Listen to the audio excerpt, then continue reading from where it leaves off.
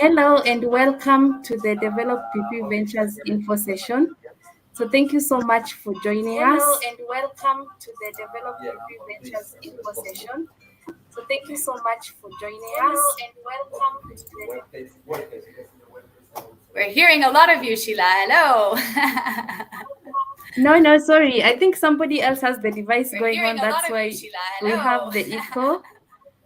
No, sorry. I think somebody else has the device going on. That's why we have the echo.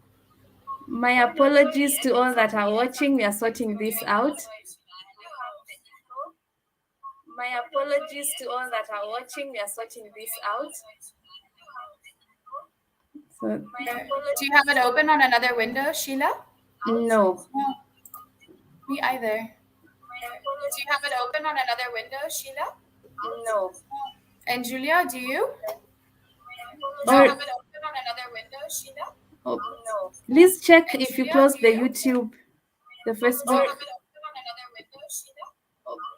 Please check if you close the YouTube, the Facebook. Please check if you close the YouTube, the Facebook. Please check if you close the YouTube, the Facebook. Okay.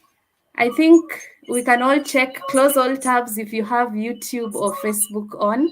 Okay. That way we can start. We can all check, close all tabs if you have YouTube or Facebook on. Okay. That way we can start. We can all check. This is very weird. Yes. I have no tabs open. I only have this tab open. This is very weird. Yes. I have no. Okay. Now it stopped. Yeah, sorry. I'm so sorry to all that have joined us for this. Thank you so much for joining us. And we organize this session so that we can go through the program requirements and also answer any questions that arise when you're applying for the program. So thank you so much to all that submitted their questions. We have grouped them and we'll try to go through as many questions as possible. So with me is the team here, and I will start by introducing myself first. I'm Sheila Otieno. I'm a program manager for SeedStars. So next is Julia. She's the Vice President, Development Programs and Business Support at DEG. She will give an introduction of the program and also take you through the program objectives. All right. Thank you, Sheila. Yes. So I here am at DEG, based in Germany, in Cologne. And the develoPPP Ventures program has been started last year in June in Kenya first, with the objective to support startups who are at an early stage, who have already had their first proof of concept and who are solving problems in the ecological or social side within their environment, within Kenya and Tanzania now. And the idea is that with the program, we provide a grant of up to 100,000 euro to those startups as a matching facility in order to enable them, provide them with a growth investment and enable them to perform some catalytic function in their respective markets. We are sector agnostic, so we are open to all startups who can show from their business model that they do create a positive developmental impact. And yeah, we are looking forward to a lot of good applications, and I'm handing over to the SeedStars team, who is the implementation partner for this program. Thank you so much, Julia. Next, I'll introduce Elizabeth. She's the Senior Program Manager for SeedStars, and she'll take you through the timelines, the benefit, and also eligibility for this program. Absolutely. Thank you, Sheila. Hello, everybody. Thank you for joining us from far and wide, and also for submitting your questions. We're super excited here today to give you some clarity and hopefully receive more applications after this. So what does the process look like? So first I'll tell you what the process looks like and then who's eligible to apply. So right now we're in the application phase until the end of June. So June 30th is the deadline to apply. If you submit after that, unfortunately, we will not be able to consider your application. So you have about 9 more days to apply, so make sure to get those in. What does it look like after that? So then after this process, there will be, of course, an application revision from a whole team of investment analysts, including Sheila, who is based in Kenya, and also Gadibo, who is based in Tanzania. So right now, SeedStars is in charge of managing the Kenya and Tanzania applications. So we'll be doing a review of that. And then from there, we'll be doing a sort of selection process in conjunction with DEG. And around the mid of July, we'll have a list of candidates who will then move on to the pitch session. So if you make it to the next phase is a pitch session that will happen physically in 2 different events. There will be one event in Kenya and one event in Tanzania. And the people who are accepted will be invited to pitch to a panel of judges. From there will be about 10 people that are pitching, more or less. And then from there will be another kind of selection process of the finalists who will go into the due diligence phase. So those pitch events will be in mid-September. And of course, those that are selected, we'll give you more information on those. And after the pitch event, those that are selected will move into due diligence. So the due diligence will be done by a team on the ground that will actually come to your facilities. They'll talk to your customers. They'll really get to know your company really well. And of course, this due diligence process happens prior to any sort of investment that will take place. After the due diligence is over, there will be a technical assistance program, which will include some capacity building, some training, but will be really heavily focused on mentorship. So that's what the timeline looks like really from now until the end of the year. If you have additional questions on that, you can ask us later. So now, who is eligible to apply? There are actually 3 countries that are running right now. SeedStars is not managing the Ghana applications, but applications are open for Ghana as well. But you must be a privately owned and for-profit company in Kenya and Tanzania. You must have a viable business and financial plan. So really not idea stage. You must have a minimum viable product and a product that has product market fit. You have to have presented at least a first annual report. You have to have raised a maximum of 2 million euros in funding so far. So if you haven't raised 2 million, that's totally okay, but you can't have raised more than 2 million in order to be able to apply. And lastly, we're looking for startups that have high growth potential and that will break even within a maximum of 3 years. So just to recap, you have to have proof of product, financial reports, financial planning, the ability to raise the matching funding, a maximum of 2 euros in funding, and high growth potential. So I think that's all from me now. Sheila, I'll pass it back over to you. Thank you so much, Elizabeth, for this.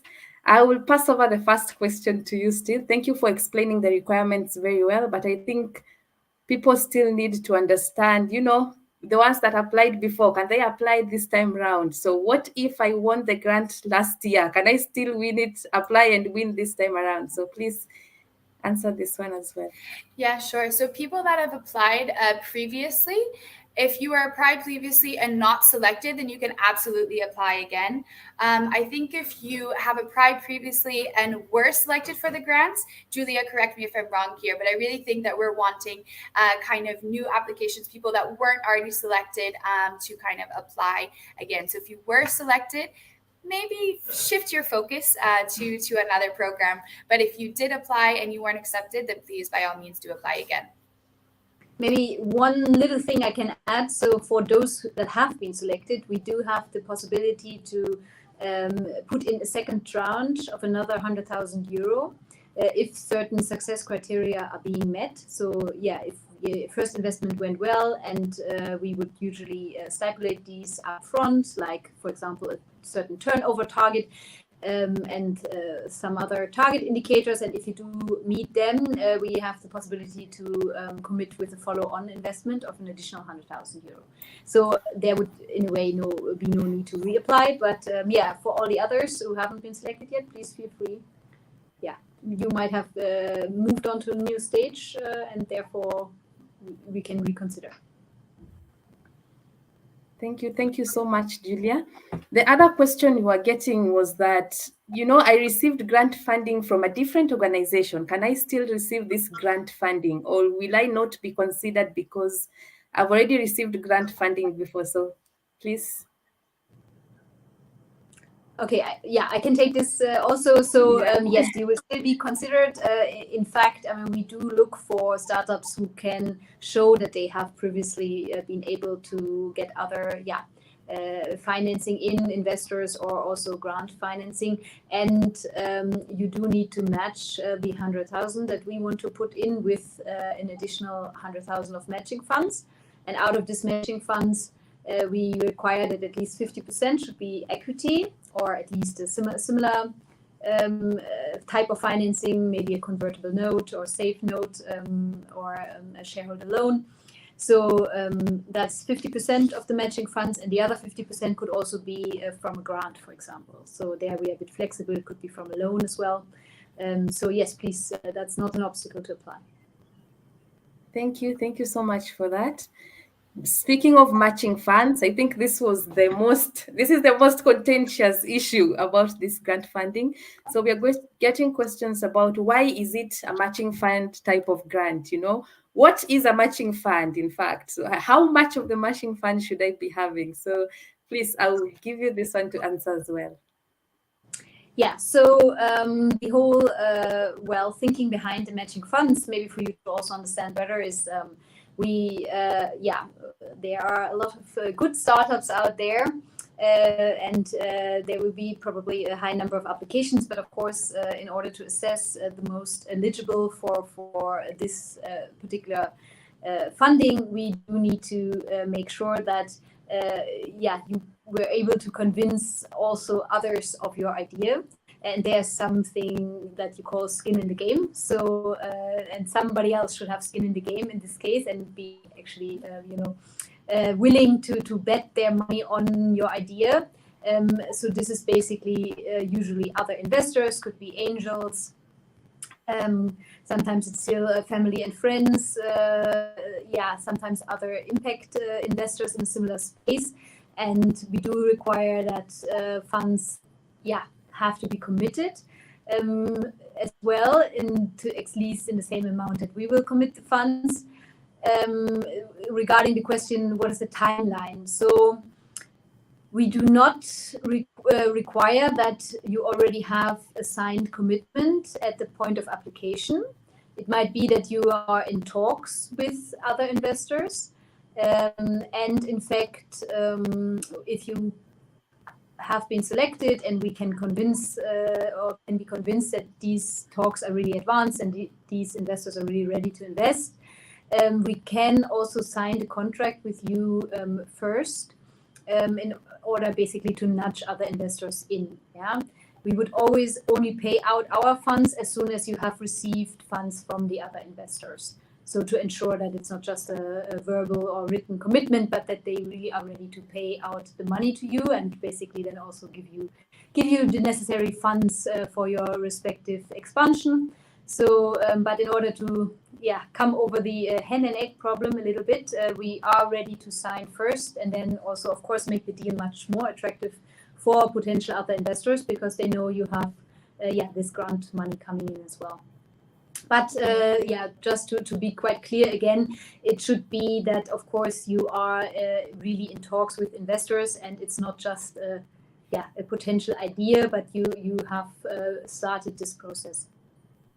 Okay, thank you for clarifying that. That is the other question that we were getting so much. What are the timelines? So what if I'm at the final stage of talk with investors and then I only get 30,000 euros, for instance? Will you give me 30,000 euros and wait for the 70, or will you wait until I have the 100,000 euros in order to match the funding? I mean, we do aim for ticket sizes of 100,000 euro. Sometimes it might only be 90,000, but if you are yet at a stage where you are raising 30,000, for example, you are usually a little bit before you are ready for our particular program. So yes, it should be a total investment target of at least 200,000 euro, usually where you fall into this target group for this particular program. Okay, thank you so much, Julia. Let me let you rest a bit and maybe answer one. So the next question is, do you take equity or need any collateral in order to issue the funding? So the answer for this is no. This is a grant funding and not debt funding. So you do not need any collateral in order to be able to qualify for this funding.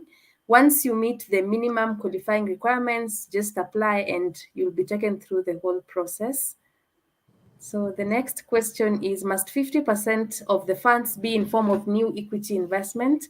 I think the preference is fresh equity investment 50%, Julia, right? Or you can... Yeah, that's correct. We might consider, if you've really just recently gotten or closed some equity investment and that was in the previous few months and that money is not yet spent completely, we would consider this. We usually say we could go back up to 6 months, but really if such funds are still available and haven't yet all been spent, that can be considered. But mostly it's then at least it should still be money that you can spend on the new investment. Okay, thank you. Thank you so much. The next question is for you, Liz. My company hasn't started generating any revenues.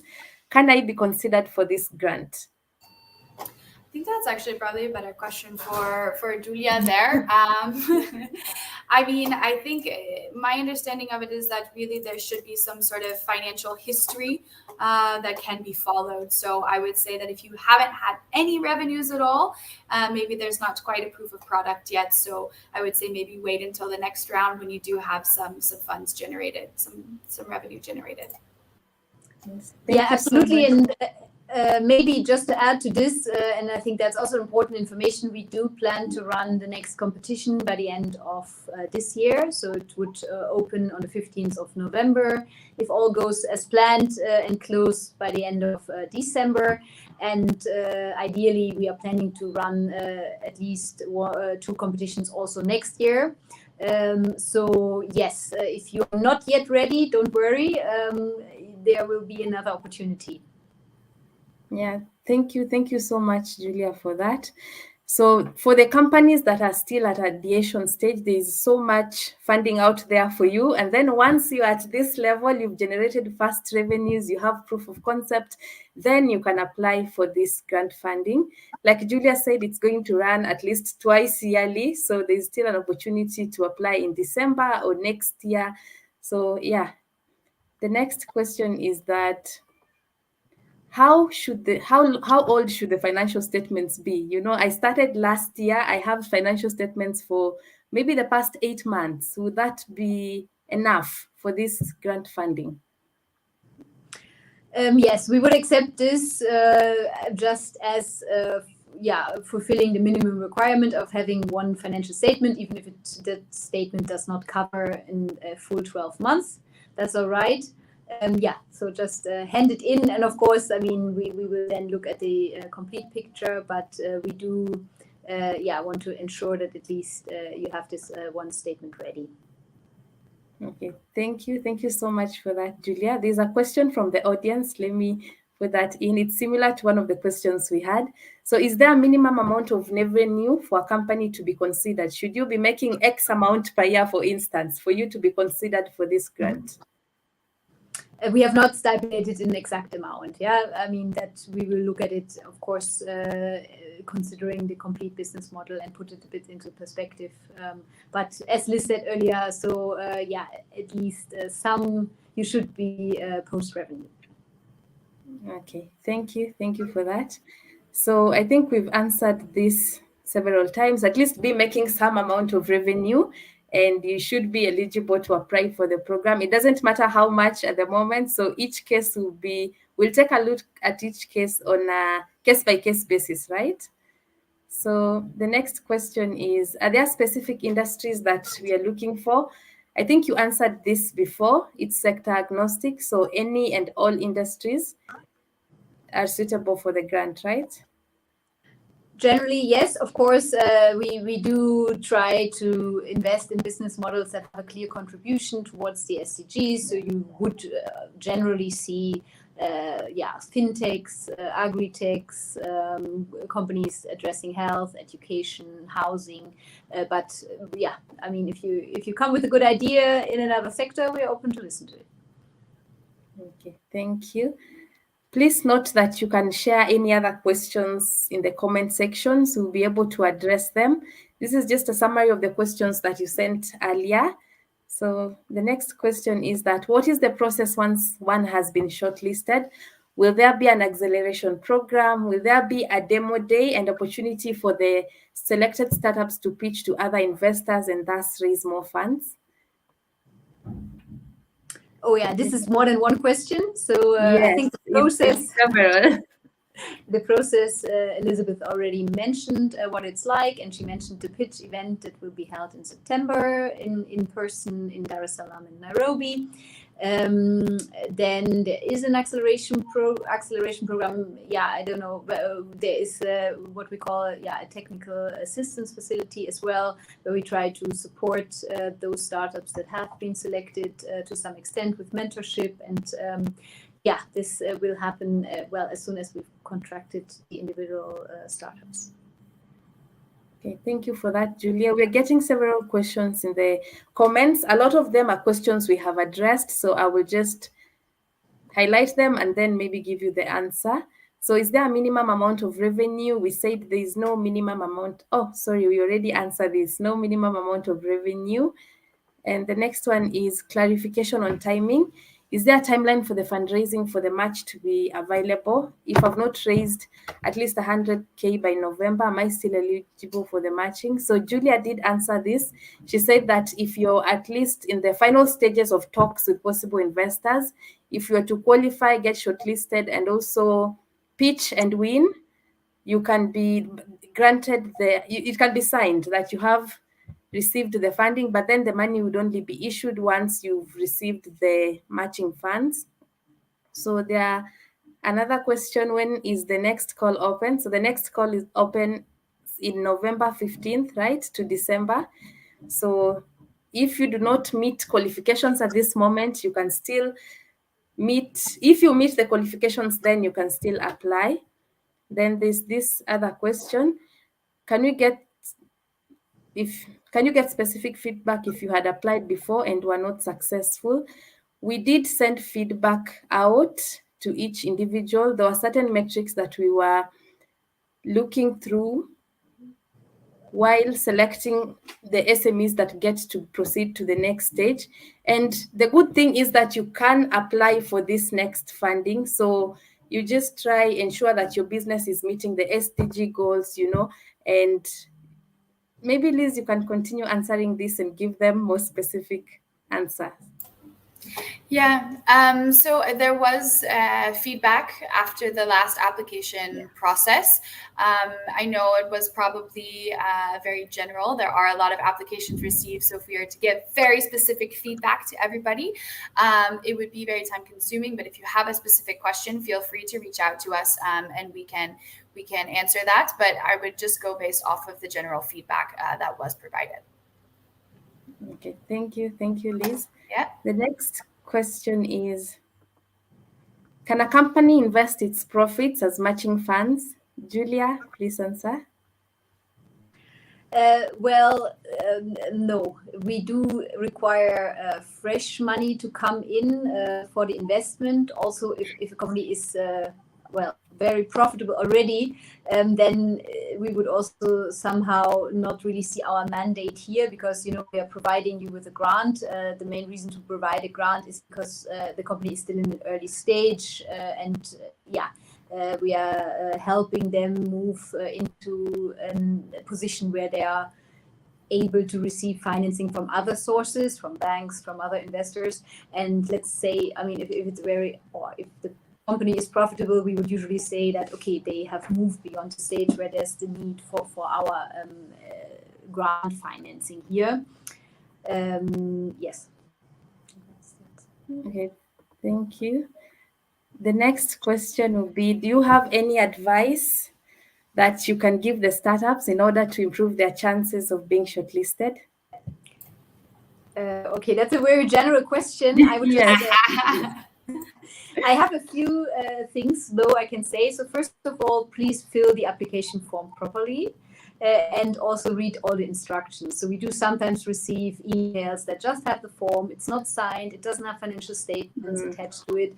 That doesn't improve your chances. So really read the instructions, fulfill at least, also the formal criteria. I think that's important. Sometimes we stipulate like a maximum page. It shouldn't be more than 1 page or so what you're stating. So please stick to this. It also makes our life easier. And of course, besides that, I think, you looking at the criteria, I think you get all the information on what are the requirements and where you can really, show to us that you fulfill scalability, impact, and of course, a good management team. Okay. Thank you for that, Julia. I think that is the major thing, filling the application forms the right way. We are getting so many applications and people are redirecting you to other forms, or look at my business plan attached, and it's 96 pages. So you've not really explained your business model in the required half a page. So please ensure that you fill in your application form the right way, send the required items as well, your financial statements, a PDF version and a Word version as well. And it should be good from there. So the next question that we have is that does additional capital injection by the founding team qualify as matching funds, or does it have to be external investors? That's a good question. And yes, the answer is if the founding team has additional funds to put in, that would be also eligible. It should not be sweat equity. So, I mean, it should really be fresh money coming in. I think that's just the requirement. Okay, thank you for that. So the next question we are getting is that what about young SMEs that have not yet hit the stage of auditing and have not raised any revenue but have been making tangible progress towards achieving SDGs? I think the answer to this is that we do not need audited financial statements. That is, if you have your financial statements for last year, that is fine. But if you've not generated revenues, there's a lot of funding out there for startups at the ideation stage. And then once you have proof of concept and have generated revenues, you can now apply for this one. So it will be running every year, and there's still an opportunity to apply the next time. So the next question is, how many guarantees are you looking to fund per country or overall during this cycle? We haven't an exact figure, but we are planning to invest in at least a minimum of 5 startups per cycle, maybe could be up to 7 per country. So we are trying to invest in about 14 startups, 10 to 14 startups this cycle. Okay, thank you for that. The next question is, are social enterprises that generate revenues considered for this opportunity? Yeah, that's a bit of a more complex question there. Yes, I mean, generally, of course, the term, it depends a bit on the definition of the term. So yes, we have startups also in our current portfolio that would consider themselves a social enterprise. If the revenue that is generated through partners is like something really, predictable, where you have kind of a risk portfolio because you have several partners, and it's kind of clear that this is not just based on certain yearly programs or so, but there's a clear stream of continuous revenue also from other parties coming in. We would consider that. If you basically have kind of like one main donor who sponsors or who helps with generating your revenues, that might be a bit of a problem. Because in the end, of course, we have this perspective on wide reach and scalability, and also long-term impact or long-term sustainability. Okay, thank you for that. I think the key thing is to just illustrate their business plan really well, be able to convince somebody that this is something that can generate funds by itself. Doesn't depend on grants, right? Yeah, and something that's also high growth, that's replicable and at least scalable, right? Something that is going to grow and it has a long life. And again, that going back to that requirement of breaking even and making Yes. profit within 3 years. That's something that we also look at. Okay, thank you. Then there's the next question. Does the venture have to be locally owned? Can it be a subsidiary of a foreign entity? Yes, if you are a foreign company, you are eligible to apply. If you are either based in a developing country or in Europe, you could also apply for the funding, but you do have to have a local entity by the time we invest. So you at least have to be planning to set up a legal structure in Kenya or Tanzania. Our funds will never go to to any foreign entity itself, but only to the local entity. But if you are still in the process of setting that up in any of those countries, and maybe you are an Ugandan startup or so, but you want to expand to Kenya, then you can apply as well, and of course lay down in your application how you are starting the process to found a legal entity or to in the respective target market. Thank you for that, Julia. Follow up to this question. So if it's under the overview of shareholders section in the application form, what will they put in such a scenario? Would it be the local entity or the holding company? Well, if the local entity is not yet, wait, I'm just trying to read the question correctly. Yeah.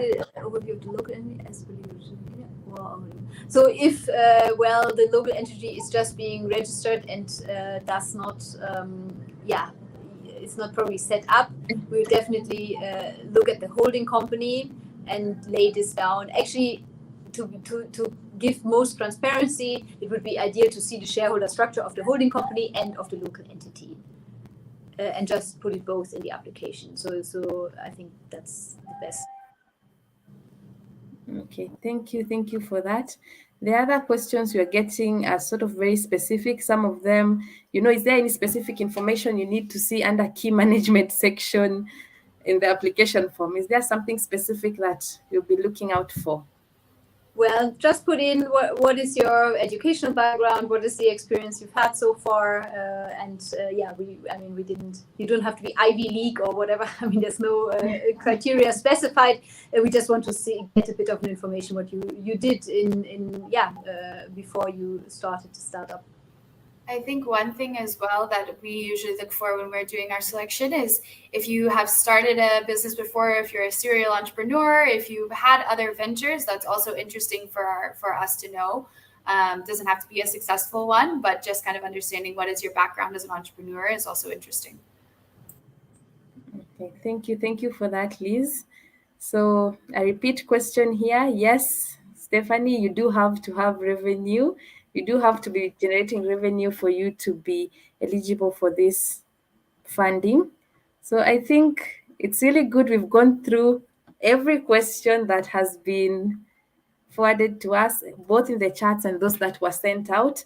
And there are some questions that were a bit more specific to the specific companies or to the application form. So those ones, you left your emails there. We are going to reach out and answer the specific questions because they were not related to any other entity other than, those specific entities that sent their questions.